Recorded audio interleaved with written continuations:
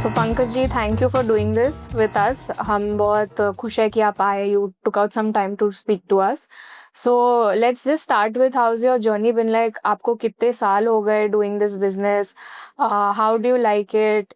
And आपका सबसे best moment, मतलब basically let's just start with your journey कि आपको कितने साल हो गए and how's your journey been like?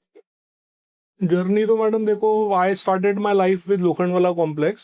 Lokhandwala complex में मेरी इलेक्ट्रिकल की दुकान होती थी एंड साथ में रियल एस्टेट करते थे हम. And from Lokhandwala I came for Ekta developers. Ekta developers की जो ये बिल्डिंग बनी लेक होम्स. सो लेक होम्स में आउट ऑफ 5 फेजेस, उसमें 3 फेजेस के इलेक्ट्रिकल की पूरी बिल्डिंग की इलेक्ट्रिकल का काम मैंने किया है. अच्छा. So when I used to come to Powai initial stages, except for Hiranandani कुछ भी नहीं था. Hiranandani was only supposed to be Powai and rest all these complexes like एकता, नाहर, ये सब वो टाइम पे थे भी नहीं. यानी कि जब भी मुझे लेक होम्स में इलेक्ट्रिकल का सामान डालने आना था तो I use to come from Powai lake, IIT पार करके एंड प्रैक्टिकली गाड़ी भी नहीं आ सकती थी और इलेक्ट्रिकल के केबल्स वगैरह हम यहाँ पे आके डाल के जाते थे. 1800 रुपीज के रेट पे हमने स्टार्ट किया था selling Nahar in Dubai. So when Dubai की प्रमोशन स्टार्ट की थी हमने इसमें दुबई में 1800 rupees was the base rate. उसमें भी HDFC was instrumental and there was only 10-90% scheme, जहाँ पे 10% जो है वो आपको डाउन पेमेंट करनी है and 90% was finance by HDFC bank. जो हिसाब से लोगों ने उस टाइम पे कमाया है नाहर में, I don't think so that market any time anybody is going to see in near future. क्योंकि अभी जो रेट्स एप्रिसिएट हुए हैं, अभी 30-33,000 रुपीज पर स्क्वायर फीट का रेट है. At that time we were selling properties at 1800 to 2000 rupees per square feet and that also with the 10-90% scheme. तो ये नाहर का था. Lake homes was expensive than Nahar. Lake homes वाले ने अपना price जो स्टार्ट किया था वो 27-2800 के ऊपर किया था एंड इवेंचुअली आज उसके रेट ज़्यादा ही है. 34,000 रुपीज़ पर स्क्वायर फीट का रेट है. Raheja was established over at that time. Raheja complex was already there, जो उसकी पुरानी बिल्डिंग्स है वी ट्विल लाइट, सनलाइट वगैरह जो भी हैं, सो दैट वर एग्जिस्टिंग. बाकी और रहेजा में भी जो न्यू कंस्ट्रक्शंस हुई हैं वो अभी रिसेंटली जो 8-9 साल में हुई हैं वो है. सो प्रैक्टिकली मैं ये बोल सकता हूँ कि भाई I have seen Chandivali, not Powai, Chandivali grow before me. Powai was already established. Hiranandani was already existing buildings थी उसकी सब. सो पवई हम हीरानंदानी को ही बोल सकते हैं एंड बाकी के सब कॉम्प्लेक्सेस हैं हम उसको चांदीवली बोलते हैं. सो जब भी मैं ये इलेक्ट्रिकल का काम कर रहा था that time I started selling in Dubai and उसके बाद में तो मैं अभी यहीं पे सेटल हो गया हूँ. वही छोड़ने का कोई यही नहीं है. And just to inform you कि भाई I must be a power of attorney for more than 300 flats in this area. Wow. So wholesale तो आप एक्चुअली हो ना फिर पवई के किंग, सही तो बहुत टाइम से कर रहे हैं मैडम. किंग तो नहीं बोल सकते क्योंकि अभी बहुत सारे जने आ गए हैं कंपटीशन में, but yes we were doing good work. उस टाइम पे गिनती करके 4 या 5 ब्रोकर होते थे, उसमें से मैं एक था. But now time has change. अभी तो हर ऑल्टरनेटिव सेकंड थर्ड आदमी ही ब्रोकर बन गया. साइड में करते हैं ना सब. Everybody is doing their main thing, side में दे बिकम ब्रोकर्स. राइट. हम तो एक्सक्लूसिवली रियल एस्टेट का ही काम करते हैं and nothing else. I have left my contract work also long back.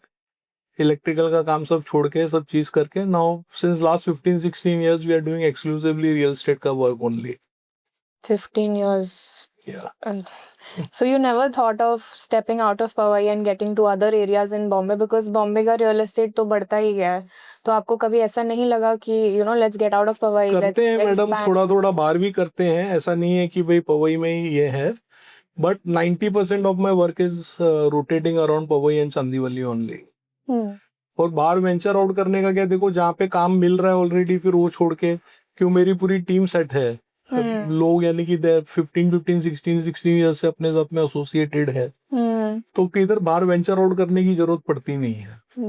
But still कभी कोई कस्टमर बोलता है कि वे अंधेरी चले जाओ, चेंबूर चले जाओ, साउथ बॉम्बे में कुछ लेके दे दो, तो जहाँ पे मैंडेट मिलता है, एक्सक्लूसिव काम मिलता है, वहां पे हम जाते हैं.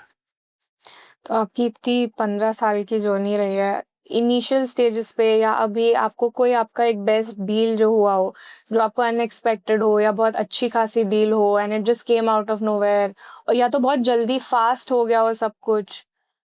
ऐसे तो मैडम बहुत सारे इंस्टेंसेस हैं, यानी कि मैं I don't know if I should disclose all this things, but celebrities को भी मैंने काफी फ्लैट्स दिए हैं।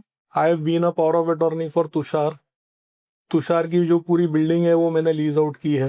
जितेंद्र जो उनके डैडी हैं उनकी पूरी बिल्डिंग मैंने लीज आउट की है विले परले में। सबसे पहली चीज यहाँ पे एक लेक सुपीरियर करके बिल्डिंग बनी थी लेक होम्स की तरफ से। तो उस टाइम पे उन्होंने अनाउंस किया था कि भाई पर फ्लोर जैसे जो फ्लोर पे आपकी रेजिडेंस है वही फ्लोर पे आपकी पार्किंग है। So it was a very new concept for Powai at that time कि भाई गार्डन भी रहेगा, बारबेक्यू एरिया रहेगी। So I sold one unit to Bipasha Basu at that time. So she was very happy with my deal, यानी कि वो जो उनको डील दी थी। She is still retaining that flat, she leases out. तो she is the owner of Lake superior.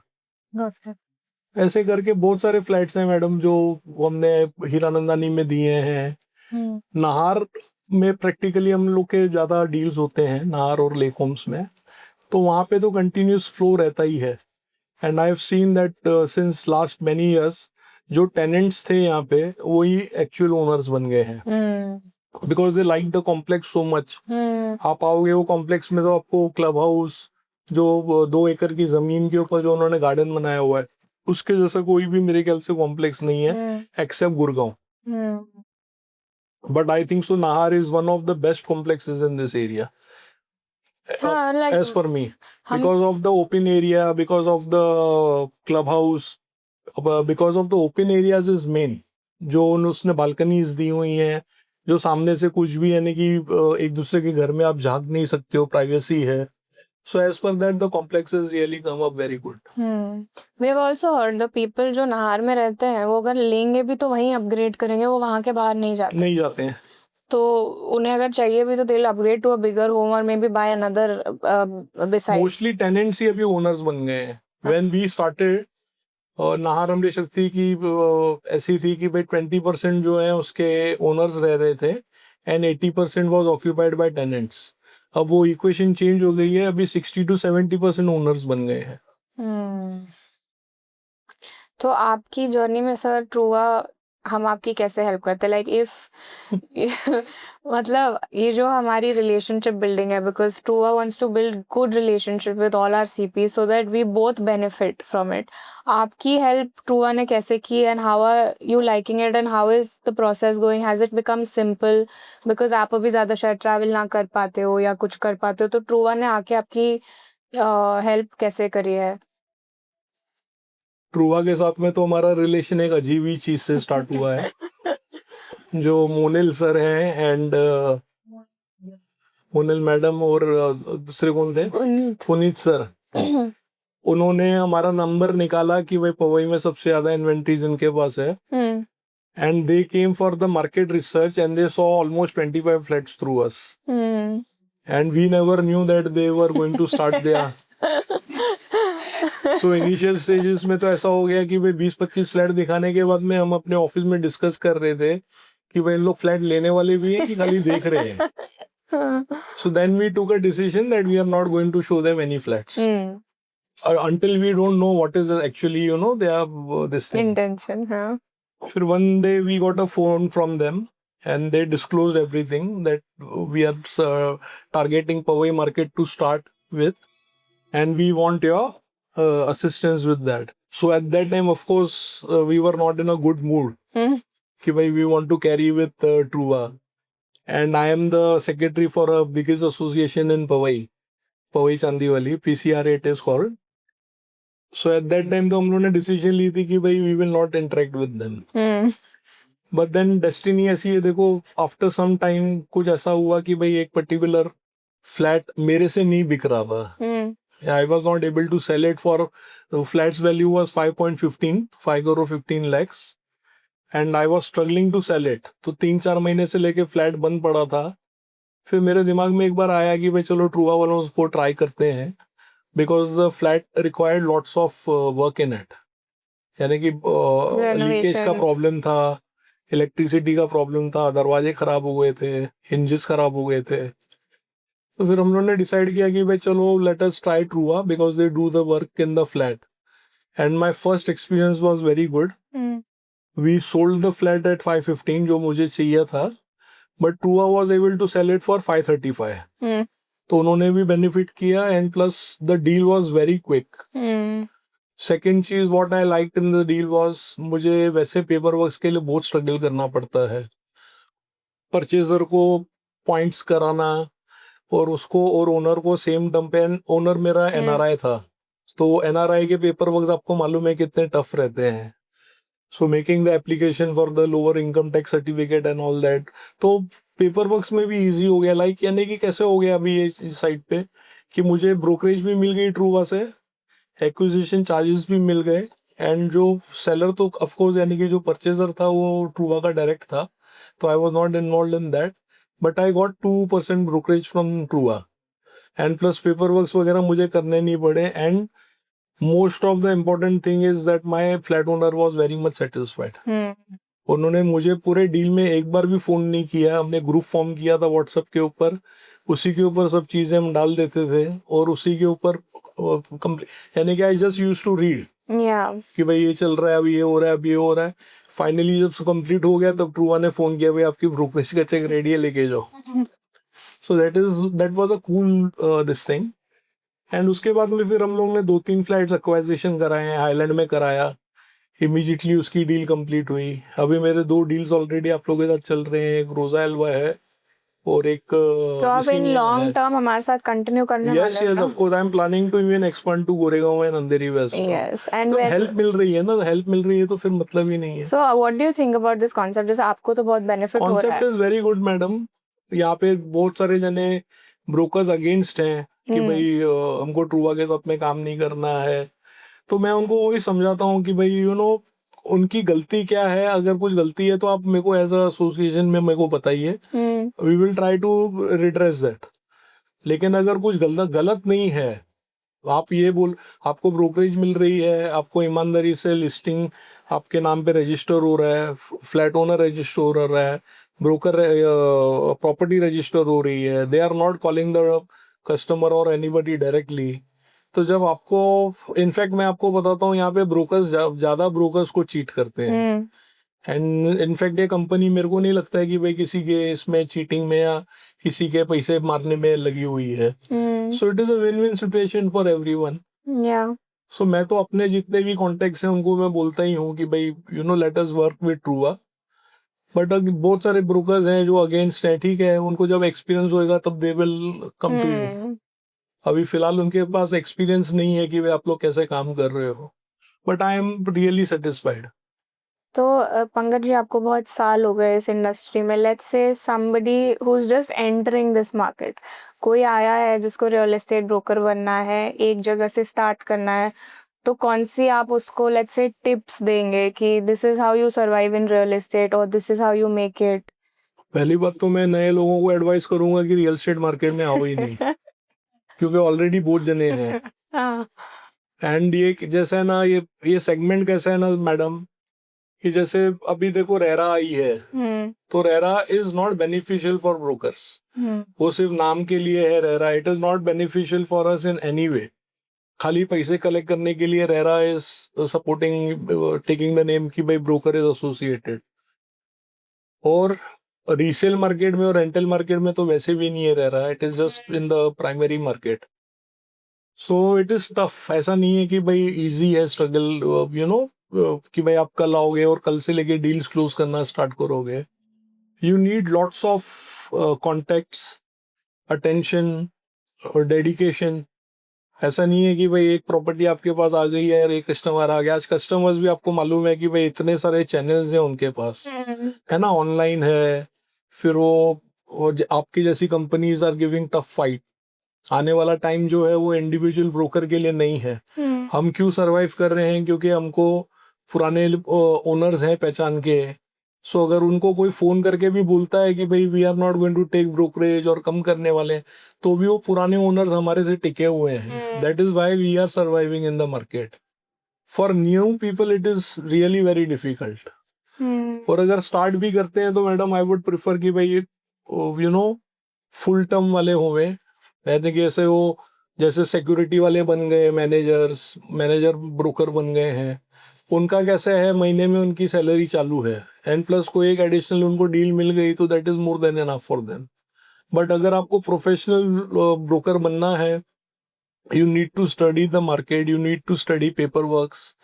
यहाँ पे कस्टमर के साथ में डील हो जाने के बाद में भी it is very difficult to make the both ends meet, owner का और परचेजर का। इतने पॉइंट्स रहते हैं मैडम, जवाब दे दे के you know and even last moment पे भी आपको उनके लीगल पॉइंट्स निकलते हैं। So you should be having control on your this thing, यानी कि you should have knowledge of real estate. ऐसा नहीं है कि खाली जाके फ्लैट दिखा दिया और आप ब्रोकर बन गए, वो नहीं होता है। If you want to be a professional person, you need to study paperwork, you need to understand each and every aspect of real estate. Each and every मतलब बहुत माइन्यूट चीजें रहती है मैडम। हमारी तो कहीं कहीं पे डील ऐसी है कि 1,000 रुपए के इंटीरियर के काम के लिए डील टूट जाती है। So there are lots of angles which you need to study. And for new starters तो मैं यही बोलूंगा, for experience you do you know you be a employ somewhere. 1 साल 2 साल पूरा मार्केट स्टडी करो, सब चीजें समझो और उसके बाद में then you go for the independent thing. Sir जैसे अभी हमने बात किया that True has been very helpful, you've loved the process and it has made a lot of things easier for you कि आप बस रीड करते हो और बाकी सब हो जाता है और आपका चेक आ जाता है। बिफोर स्टार्टिंग विद ट्रूआ आपको ऐसे सबकॉन्शियसली कोई फियर था?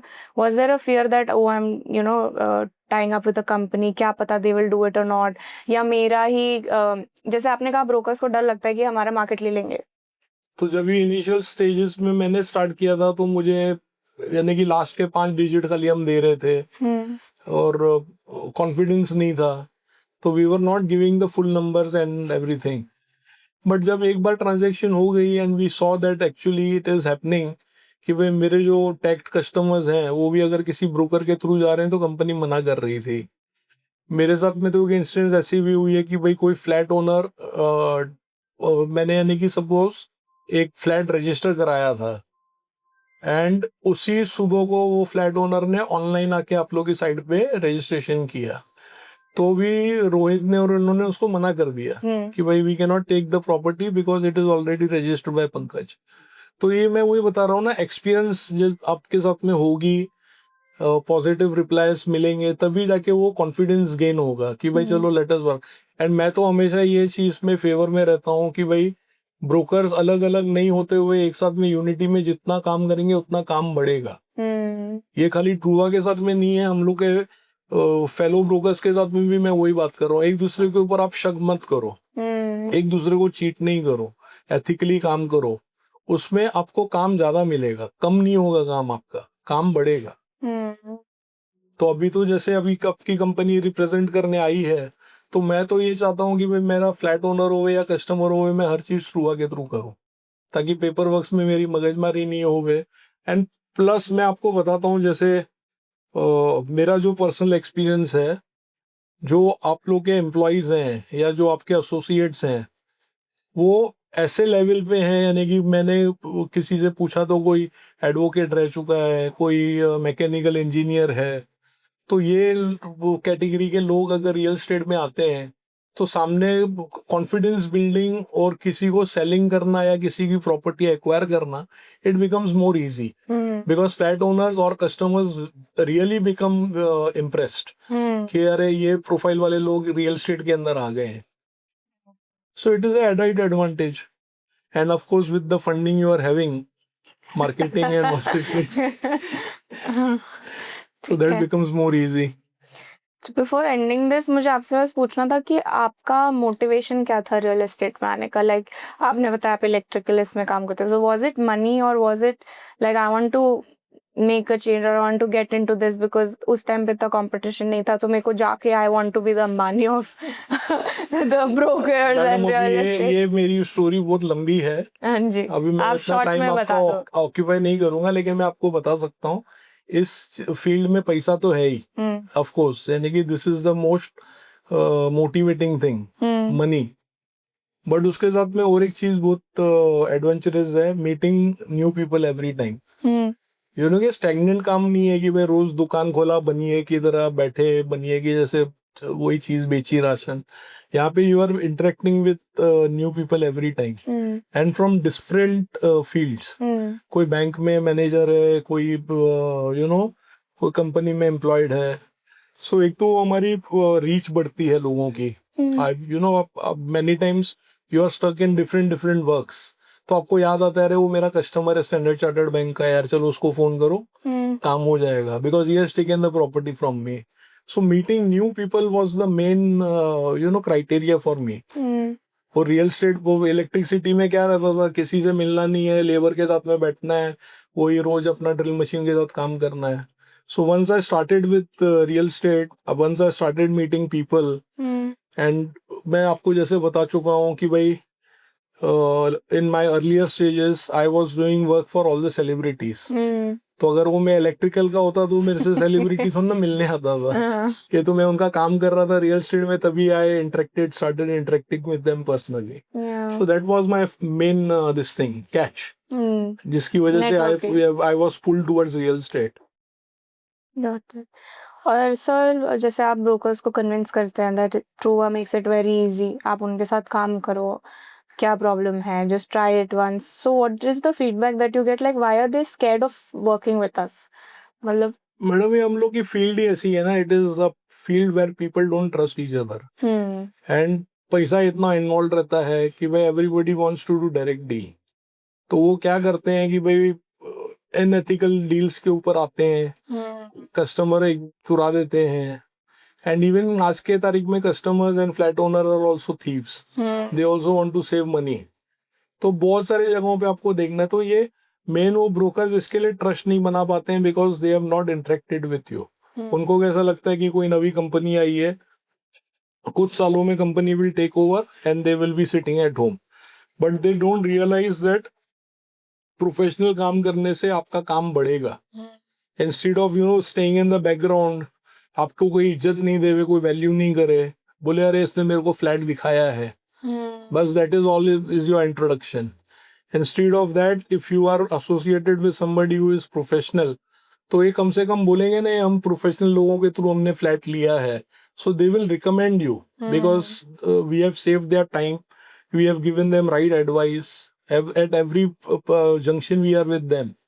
सो वो एक प्रोफेशनल चीज काम करने में अलग मजा है, एक इंडिविजुअल ब्रोकर के जैसे काम करने में it's not you know so attractive. बहुत इंसाइटफुल सेशन था। मैंने भी बहुत सीखा। आई एम श्योर जो लोग देख रहे हैं they will also have really good insights. और आपके ये बातें सुन के आई थिंक हमारे बहुत सीपीज भी बढ़ जाएंगे। अभी हमारे बहुत बड़ा कोई पूछेगा फोन करके तो I will tell them more experiences. Yes, so thank you for doing this for us, Pankaj ji, and I hope your King of Powai legacy continues. Thank you, and we can contribute to it as much as we can. So Sure, thank you for this. Thank you.